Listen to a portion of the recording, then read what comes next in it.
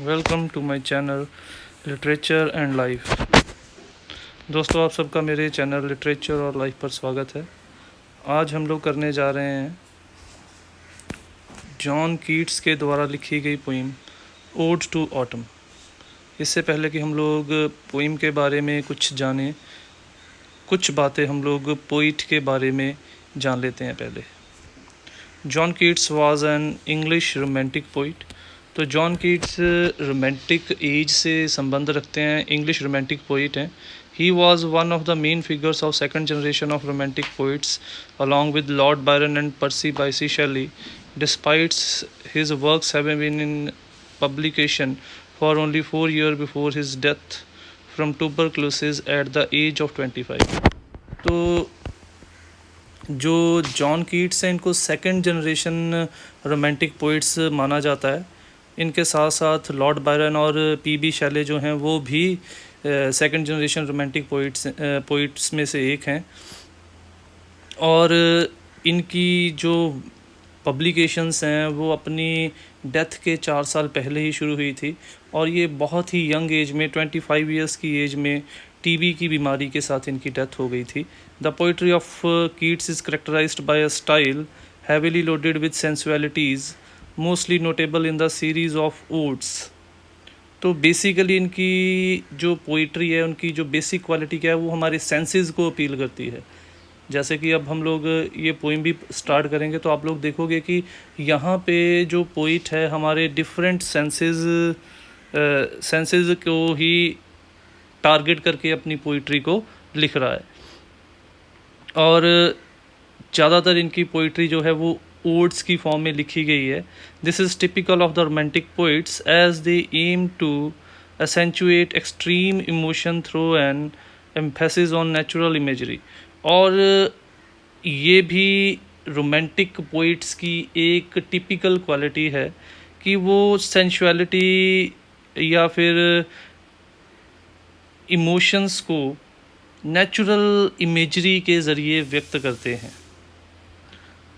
तो इस पोइम में भी ओ टू ऑटम, जो पतझड़ का मौसम है उसे कह देते हैं। तो हम लोग देखेंगे कि कैसे पोइट जो है नेचुरल इमेजरी के ज़रिए इमोशंस और सेंसेस को अपील करता है।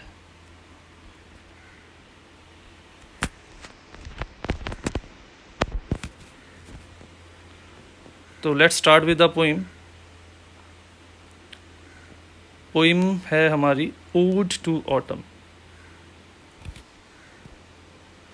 Close bosom friend of the maturing sun, conspiring with him to load and bless with fruit the vines that round the thatch eaves run, to bend with apple the mossed cottage trees, to swell the gourd and plump the hazel shells, with a sweet kernel to set budding more, and still more later flowers for bees, until they think warm days will never cease। तो basically ये poem हमारी 3 हिस्सों में divided है। इन 3 हिस्सों में वो autumn season की डिफरेंट क्वालिटीज़ को हमारे सामने प्रेजेंट करता है। तो पहली क्वालिटी, हम लोग अक्सर कह देते हैं कि ऑटम सीज़न जो है, पतझड़ का सीज़न है, वो हमारा फेवरेट नहीं है, इसके अंदर कौन सी कोई क्वालिटीज़ है। तो इस पहले पैराग्राफ में वो ऑटम सीज़न की बहुत ही मेजर क्वालिटी को हमारे सामने रख रहा है। और वो क्वालिटी है कि ये ऑटम सीज़न के कारण ही है कि अलग अलग जो पेड़ हैं, जो वेलें हैं, वो फलों से, फूलों से, या फिर जो फल हैं, जो फसलें हैं, वो पक के तैयार हो जाती हैं। तो ये कहना भी गलत नहीं होगा कि फर्स्ट पैराग्राफ के अंदर, फर्स्ट स्टैंजा के अंदर पोइट जो है वो ऑटम सीज़न को season of ripeness and mellow fruitfulness का सीज़न के तौर पे हमारे सामने प्रेजेंट कर रहा है। Ode to Autumn has been written by John Keats, one of the prolific poet in English literature. He seems to be in love with nature in most of his poems. तो John Keats के बारे में एक और बहुत ही famous बात है, वो ये है कि उनकी पोइट्री को पढ़ के हमें अक्सर ये महसूस होता है कि जॉन कीट्स जो हैं वो कुदरत से बहुत ज़्यादा प्यार करते हैं। और जब हम लोग इस पोइम को पढ़ेंगे तो हम लोगों को एनालिसिस हो जाएगा, हम लोगों को अंदाज़ा हो जाएगा कि वाकई में वो कुदरत से बहुत ज़्यादा प्यार करते हैं। ये कुदरत से प्यार ही है कि जिस सीज़न को कोई और अच्छा नहीं समझता, जिस सीज़न के अंदर किसी और को कोई क्वालिटी नज़र नहीं आती, पोइट को उसी सीज़न के अंदर बहुत सारी क्वालिटीज़ जो हैं वो महसूस हो जाती हैं। और ये कहना भी गलत नहीं होगा कि पोइट ये कहना चाहता है कि beauty lies in the eyes of bearer not in the thing. खूबसूरती देखने वालों की आंखों में होती है, ना कि किसी चीज़ के अंदर। In the present poem too, he seems to find music and beauty in autumn season, which most of us fail to see. इस पोइम के अंदर भी जो पोइट है वो ऑटम सीज़न के अंदर संगीत और खूबसूरती को महसूस करता है। और ये संगीत और ये खूबसूरती शायद हम में से कोई भी ऑटम सीज़न के अंदर महसूस नहीं कर पाता अगर जॉन कीट्स हम लोगों को इस चीज़ का एहसास अपनी पोइम के ज़रिए ना करवाते। He is of the view that beauty lies in the eyes of perceiver not the thing. उनका ये मानना है कि खूबसूरती जो है वो देखने वालों की नज़रों में है, ना कि चीज़ के अंदर। खूबसूरती जो है वो देखने वाले की नज़र में है, ना कि चीज़ के अंदर। बहुत ही बड़ी बात कह दी गई है। अक्सर हम लोग कह देते हैं कि वो सामने वाला जो है वो कैसा दिखता है, बट किसी दूसरे इंसान को वही इंसान खूबसूरत दिखता है। तो इसका मतलब ये है कि खूबसूरती जो है वो चीज़ के अंदर नहीं है, देखने वाले की सोच के अंदर है। हम लोग जैसा महसूस करेंगे, हम लोग अंदर से जैसा होंगे, वैसा ही हम लोग दूसरों के बारे में महसूस करेंगे। अगर हमारे अंदर अच्छाई है तो हम लोग दूसरों के अंदर अच्छाई देखेंगे, अगर हमारे अंदर कमियां हैं तो हम लोग दूसरों के अंदर कमियों को ढूंढेंगे। If we feel from our heart everything of nature is beautiful. और ये कहना भी गलत नहीं होगा कि अगर हम लोग दिल से महसूस करें तो कुदरत की हर रचना जो है वो खूबसूरत है। चाहे वो चाँद है, चाहे वो सूरज है, चाहे वो तारे हैं, चाहे वो पेड़ पौधे हैं, चाहे वो कोई पक्षी है, हर एक चीज़ जो है वो कुदरत की बनाई गई चीज़ खूबसूरत है। और अगर हम लोग दिल से महसूस करेंगे, हमें दुनिया में कोई भी ऐसी चीज़ नहीं नज़र आएगी जो खूबसूरत ना हो।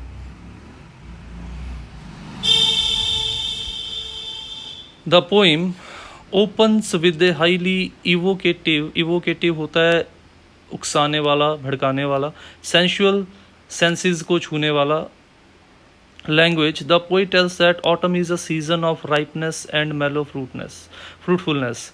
तो पोइम की शुरुआत, जैसे हम लोगों ने पोइम में पढ़ा ही था, क्लोज बॉजम फ्रेंड ऑफ सन, ठीक है। तो पोइम की स्टार्टिंग में ही बहुत ही इवोकेटिव, हमारे अंदर कुदरत और ऑटम सीज़न के प्रति भावनाओं को उकसाने वाली लैंग्वेज का इस्तेमाल किया गया है। सेंशुअल लैंग्वेज, ऐसी लैंग्वेज का इस्तेमाल किया गया है जो हमारी सेंसेस को अपील करती है, जो हमारे सेंसेस के अंदर उतर जाती है। The poet tells that autumn is a season of ripeness and mellow fruitfulness. Poet ये मानता है कि ऑटम सीज़न जो है वो राइपनेस, फसलों को पकाने वाला, राइपनेस होता है पक जाना किसी चीज़ का, एंड मेलो फ्रूटफुलनेस, हर जगह हर साइड के ऊपर फलों की, फूलों की पकने की खुशबू। तो इसीलिए वो कहता है कि ये ऐसा सीज़न है जो पेड़ पौधों को फलों से भर देता है, उनको अंदर से मिठास से भर देता है। He sees the autumn as a close bosomed friend of sun who conspired with him to bring the natural riches of summer to its peak। Poet का ये मानना है कि जो ऑटम सीज़न है वो पोइट का ये मानना है कि जो ऑटम सीज़न है वो बहुत ही नज़दीकी दोस्त है समर सीज़न का, गर्मी के मौसम का। क्यों पोइट ऐसा मानता है? क्योंकि पोइट के अकॉर्डिंगली जो भी the natural riches of summer to its peak, मतलब जो भी चीज़ें समर के मौसम में जो फल जो फसलें लगनी शुरू हुई थी वो ऑटम सीज़न के आते आते पक के एकदम तैयार हो जाती हैं। इसीलिए इस सीज़न को सीज़न ऑफ राइपनेस और मेलो फ्रूटफुलनेस का नाम भी पोइट ने दिया है। यानी कि ये एक ऐसा सीज़न है जो कि फलों और फसलों को पका देता है। In other words, it is due to autumn season that vines and trees weigh down with the ripe and heavy fruit. Poet का ये मानना है कि ये ऑटम सीजन के कारण ही है कि अलग अलग बेलें और जो पेड़ हैं वो फलों के भार से नीचे झुक जाते हैं। क्यों? क्योंकि समर के सीज़न में तो वो फल छोटे थे, बट अब वो फल बड़े हो चुके हैं। और इसीलिए वो किस लिए बड़े हैं? क्योंकि ऑटम सीज़न में जो धूप पड़ती है, जो सन की वार्मथनेस होती है वो और ज़्यादा होती है, वहाँ पे आकाश ज़्यादातर क्लियर रहता है और इसी वार्मथनेस के कारण वो जो फल लगने शुरू हुए थे वो पूरे तरीके से पक जाते हैं और उनके भार से जो वेलें हैं या फिर पेड़ हैं वो नीचे की तरफ झुकना शुरू हो जाते हैं। It is the autumn season that swells the gourd and plumps the hazel shell with sweet kernel to be picked up. वो कहता है कि ये ऑटम सीज़न ही है जो कद्दू की फसल को पका देता है अंदर से पूरे तरीके से। ठीक है, गॉड होता है कद्दू, प्लम्प द हेजल शेल्स, और बादाम की गिरियाँ, बादाम के अंदर वो मीठी गिरियाँ जो हैं वो भी इसी सीज़न में पक के खाने के लिए या इस्तेमाल करने के लिए तैयार हो जाती हैं। तो 3 क्वालिटीज़ हम लोगों ने इस पैराग्राफ में पढ़ी। पहली क्वालिटी थी कि ये ऑटम सीज़न ही है जिसके कारण फलों के पेड़, स्पेशली जो स्टेंजा में बताया गया वो है एप्पल ट्री के बारे में बताया गया है। एप्पल ट्री जो है वो उसके ऊपर लगी जो फ्रूट है वो पक जाते हैं और उसके भार से जो एप्पल हैं, एप्पल के पेड़ हैं वो नीचे की तरफ झुक जाते हैं। दूसरी चीज़, कद्दू की फसल जो है वो भी ऑटम सीज़न के कारण ही पक जाती है और उसके साथ साथ हेजल बादाम की गिरियाँ भी जो हैं वो ऑटम सीज़न की गर्माइश के कारण बादाम के अंदर गिरियाँ जो हैं वो लगना शुरू हो जाती हैं। It makes the honey bees feel that warm days will never end and they may be able to collect more and more honey. Fourth quality क्या है? फोर्थ क्वालिटी फर्स्ट स्टैंजा में जो बताई गई है, क्योंकि गर्मियों का मौसम शुरू होता है, मधुमक्खियाँ इकट्ठा होना शुरू हो जाती हैं, ठीक है, और जो फल लगे थे, जो फूल लगे थे, उनसे शहद निकालना शुरू कर देती हैं। उसी प्रकार से क्योंकि समर के मौसम के बाद ऑटम सीज़न आ गया एकदम से, तो हनी बीज को ऐसा महसूस होता है, शहद की मक्खियों को ऐसा लगता है कि उनके गर्मियों के दिन कभी ख़त्म नहीं होंगे और वो ज़्यादा से ज़्यादा शहद जो है वो अपने छत्तों में इकट्ठा कर लेंगी। इन other words, the poet has beautifully presented the autumn season, beauty of autumn season and presented it as a season of mists and mellow fruitfulness। तो फर्स्ट स्टैंजा में पोइट ने बड़ी ही खूबसूरती के साथ ना केवल ऑटम सीज़न की खूबसूरती को बयान किया है बल्कि उसके साथ साथ ऑटम सीज़न को खुशबू और फलों को पका देने वाला सीज़न के तौर पे प्रेजेंट किया गया है। तो ये फर्स्ट स्टैंजा के अंदर उसने जो बेसिक क्वालिटी ऑटम सीज़न की प्रेजेंट की है वो है autumn as a season of mists, खुशबुओं का सीज़न क्योंकि फल पक के तैयार हो चुके हैं, राइपनेस, फलों का पक जाना, एंड मेलो फ्रूटफुलनेस, पेड़ों और पौधों का फलों से भर जाना।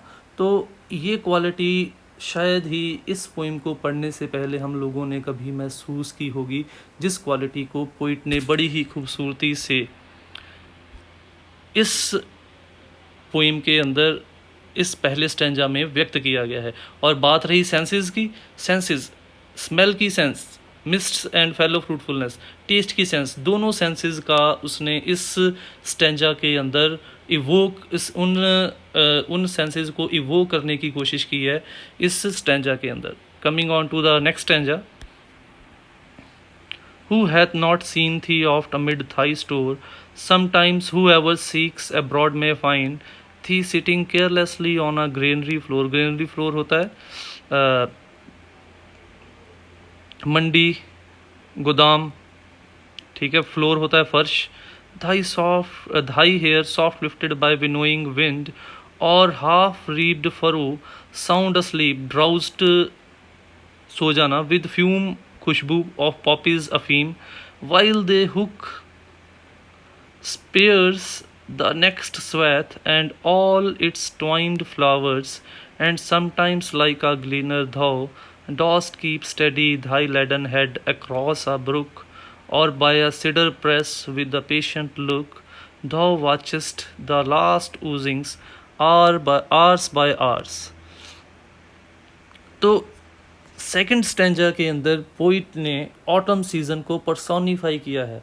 पर्सोनिफाई क्या होता है? जब हम लोग किसी नॉन लिविंग थिंग को या किसी एब्स्ट्रैक्ट आइडिया को ह्यूमन फॉर्म दे देते हैं. इंसान के रूप में हम जब किसी नॉन लिविंग थिंग को या किसी ऐसी चीज़ को जो ह्यूमन बीइंग नहीं है उसको हम लोग इंसान के रूप में पेश करते हैं, तो उसको हम लोग पर्सोनिफिकेशन या मानवीकरण भी कह देते हैं. और इसमें उसने 3 रूप में 3 पर्सोनिफिकेशन की है ऑटम सीजन की. पहला है विनोअर, जो फसलों को काटता है. ग्लीनर, जो फसलों को अपने सरों पे उठा के मंडियों तक पहुंचाता है. और सीडर प्रेस, जो कि पके हुए फलों के रस से शराब बनाता है. तो स्टार्ट करते हैं. In the second stanza the poet has wonderfully personified the autumn season as a winnower, gleaner and a cider press. इन तीनों वर्ड्स को आप लोग माइंड में बिठा लीजिए, क्योंकि लॉन्ग आंसर क्वेश्चंस के लिए, शॉर्ट आंसर क्वेश्चंस के लिए ये तीनों वर्ड बहुत इंपॉर्टेंट हैं. तो इसीलिए इन तीनों वर्ड्स को अपने माइंड में आप हमेशा रखें कि ऑटम सीजन को पोइट ने किन 3 पर्सोनिफिकेशंस के साथ प्रेजेंट किया है. First is winnower, second is gleaner and third is cedar press. He tells that if we want to feel the presence of autumn season, we can feel it in a winnower who falls asleep while harvesting poppies in the field. वो कहता है कि अगर हम लोग autumn season की मौजूदगी को, ऑटम सीज़न की खूबसूरती को महसूस करना चाहते हैं, तो हम लोग एक विनोअर को, विनोअर होता है फसलों को काटने वाला, हम लोग एक विनोअर के रूप में ऑटम सीज़न को महसूस कर सकते हैं. और वो विनोअर क्या कर रहा है? वो अफ़ीम की फसल को काट रहा है. और फसल को काटते काटते, अफ़ीम एक नशीली चीज़ है, उसी की खुशबू के कारण वो फसल को बीच में ही काटते काटते सो गया है. तो यानी कि ऑटम सीज़न को उसने एक विनोअर के रूप में प्रेजेंट किया है, पर्सोनिफाई किया है, जो कि पॉपीज़ की फसल को खेतों में काट रहा है. Then the poet tells that we can feel the presence of autumn season in a gleaner who balances a basket of leftover crops on his head while he carefully crosses a brook. वो कहता है कि फिर दूसरी personification कि हम लोग autumn season को और किस जगह पर महसूस कर सकते हैं. तो पोइट कहता है अगर हम लोग ऑटम सीज़न को महसूस करना चाहते हैं तो उस ग्लीनर के अंदर महसूस करें, जो अपने सर के ऊपर बची हुई फसल को रख के उसे गोदामों तक पहुंचाता है, बड़े ही केयरफुली से, बड़े ही ध्यान से सर के ऊपर बास्केट को टिका के वो नदी को पार करते हुए उन लेफ़्ट ओवर क्रॉप्स को गोदामों तक लेके जाता है. तो हम लोग कहेंगे कि ये अपने सर के ऊपर क्यों लेके जाता है? क्योंकि ये उन टाइम्स की बात है जब मीन्स ऑफ कम्युनिकेशन इतने डेवलप नहीं थे, और उस समय मीन्स ऑफ ट्रांसपोर्टेशन जो है वो इतने डेवलप ना होने के कारण अक्सर खेतों में फसलें भी मजदूरी काटते थे और उन फसलों को गोदामों तक पहुंचाते भी मजदूर ही थे. Finally he has personified autumn as a cider press, patiently watching last oozing of fruit changing into wine. फिर अंत में तीसरी पर्सोनिफिकेशन जो इस पैराग्राफ के अंदर, इस स्टेंजा के अंदर पोइट कर रहा है, वो है ऑटम को एक सीडर प्रेस के रूप में प्रेजेंट करते हुए. और सीडर प्रेस कौन होता है? वो मशीन जो फ्रूट्स के जूस को शराब में कन्वर्ट कर देती है. और ये बहुत ही लंबी प्रोसेस होती है, और वहाँ पे जो पोइट ने ऑटम सीज़न को एक सीडर प्रेस के रूप में प्रेजेंट किया है, जो कि घंटों बूंद बाय बूंद, drop by drop fruit juice को वाइन के रूप में कन्वर्ट होते हुए वेट करता है बड़े धैर्य के साथ. तो इस सेकंड स्टेंजा में जो मेन चीज़ थी, पोइट ने पर्सोनिफिकेशन की है ऑटम सीजन की, as a winnower, as a gleaner and a cider press. तो 2 स्टेंजा हमारे हो गए हैं पोइम के। फर्स्ट स्टेंजा के अंदर हम लोगों ने ऑटम सीजन की राइपनेस एंड मेलो फ्रूटफुलनेस की क्वालिटी को देखा।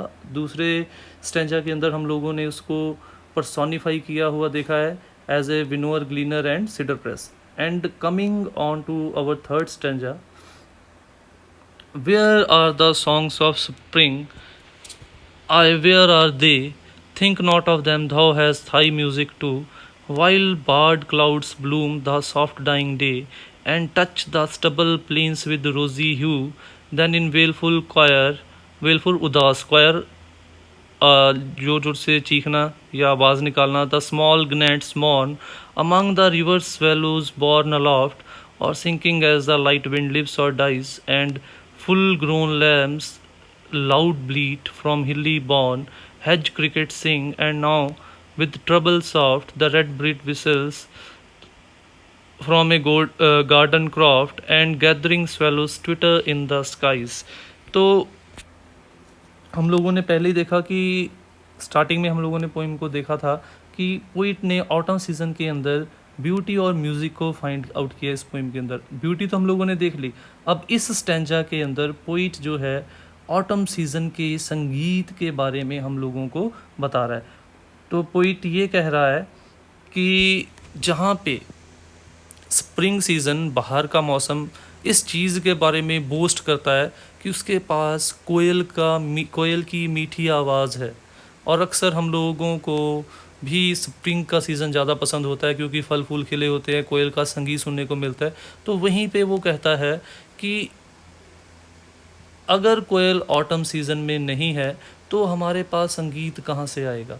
तो वो इस स्टेंजा में यही कहता है कि अगर स्प्रिंग सीज़न के पास कोयल की मिठास है तो ऑटम सीज़न के पास भी अपने अपने तौर का संगीत मौजूद है। कैसा कैसा संगीत मौजूद है हम लोग देखते हैं। In the third stanza the poet tells that there is no need to lament over the loss of songs and music of the spring season because he tells that autumn season too has its own music. तो poet कहता है कि इस चीज़ के ऊपर अफसोस करने की ज़रूरत नहीं है कि भाई बाहर का मौसम चला गया है, अब ना तो म्यूज़िक आएगा, ना तो हमारे पास ऑटम का म्यूज़िक है, ना ही हमारे पास ऑटम का संगीत है, तो फिर स्प्रिंग का संगीत है, तो फिर हम लोग किस चीज़ का आनंद उठाए। तो वो कहता है कि इस चीज़ का अफसोस करने की ज़रूरत नहीं है कि बाहर के मौसम के जाने के साथ उसके संगीत और मिठास भी चली गई, क्योंकि ऑटम सीज़न के पास भी अपना ही संगीत है। फ़र्क सिर्फ इतना है कि अगर उसके अंदर मिठास है, उसके अंदर रोमांटिसिज्म है, तो इसकी ट्यून थोड़ी सी अलग है। कैसी ट्यून है? If the first and the second stanza relied on concrete imagery, the third stanza in the third stanza the poet has used a sensual imagery. तो अगर पहले दो हम लोग स्टैंजा देखे, उसमें कंक्रीट इमेजरी, जिन चीज़ों को हम लोग टच कर सकते थे उस इमेजरी का उसने इस्तेमाल किया था। बट अब म्यूज़िक ऐसी चीज़ है जिसे हम टच नहीं कर सकते, केवल फील कर सकते हैं। और इसीलिए पहले 2 पैराग्राफ में कंक्रीट इमेजरी थी जिनको टच कर सकते थे, हम लोग देख सकते थे, फील कर छू के देख सकते थे। और अब उसने एब्स्ट्रैक्ट इमेजरी का इस्तेमाल किया जिसको हम लोग छू नहीं सकते, केवल महसूस कर सकते हैं, फील कर सकते हैं उस चीज़ों को। और वो कौन सी चीज़ है? संगीत। क्योंकि संगीत को हम लोग टच नहीं कर सकते, संगीत को हम लोग केवल फील कर सकते हैं। The poet tells that music of the autumn season is somewhat melancholic in tone, and in the backdrop of sunlight it can be felt in the singing of crickets, bleating of lambs, and wailful choir of gnats that not only signal the end of the day but also the inevitable transformation of autumn into winter। तो वो कह रहा है कि इस paragraph में उसने sensual imagery का इस्तेमाल किया है, प्लस वो कह रहा है कि ऑटम के सीज़न का जो संगीत है वो थोड़ा सा उदासी भरा है, मेलंकोलिक, उदासी भरा संगीत है। दूसरी चीज़ वो कह रहा है कि और इस संगीत को हम लोग दिन चढ़ते हुए कम बल्कि दिन को ढलते वक्त ज़्यादा महसूस करेंगे। कहाँ कहाँ पे महसूस करेंगे? इसको हम लोग महसूस करेंगे क्रिकेट्स, छोटे छोटे कीड़े मकोड़े होते हैं, उनके आवाज़ निकालने में।